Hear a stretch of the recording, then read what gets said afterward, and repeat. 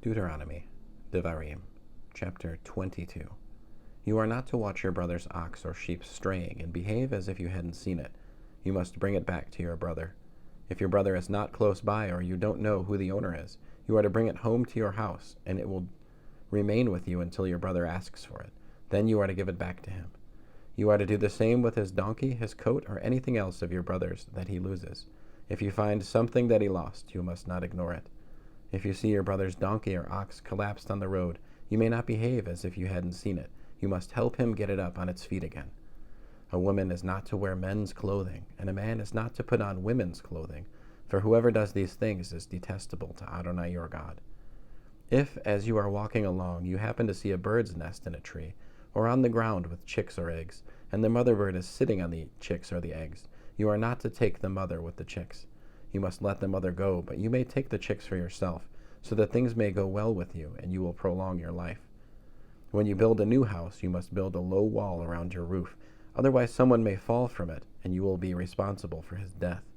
You are not to sow two kinds of seed between your rows of vines. If you do, both the two harvested crops and the yield from the vines must be forfeited. You are not to plow with an ox and a donkey together. You are not to wear clothing woven with two kinds of thread, wool, and linen together.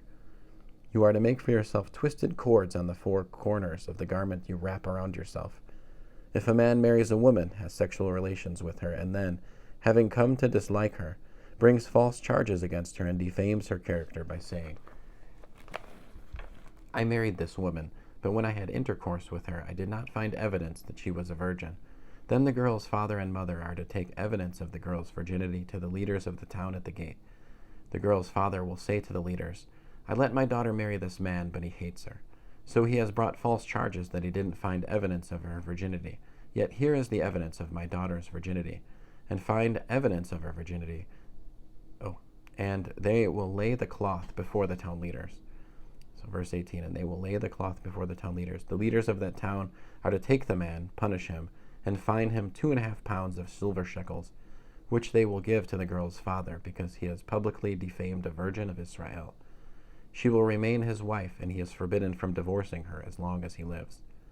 But if the charge is substantiated that evidence for the girl's virginity could not be found, then they are to lead the girl to the door of her father's house, and the men of her town will stone her to death, because she has committed in Israel the disgraceful act of being a prostitute while still in her father's house.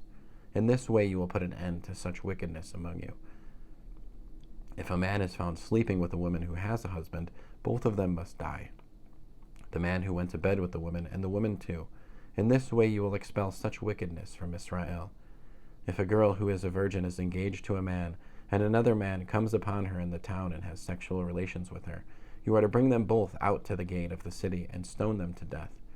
The girl because she didn't cry out for help there in the city, and the man because he has humiliated his neighbor's wife. In this way you will put an end to such wickedness among you. But if the man comes upon the engaged girl out in the countryside, and the man grabs her and has sexual relations with her, then only the man who had intercourse with her is to die. You will do nothing to the girl because she has done nothing deserving of death. The situation is like the case of the man who attacks his neighbor and kills him, for he found her in the countryside, and the engaged girl cried out, but there was no one to save her.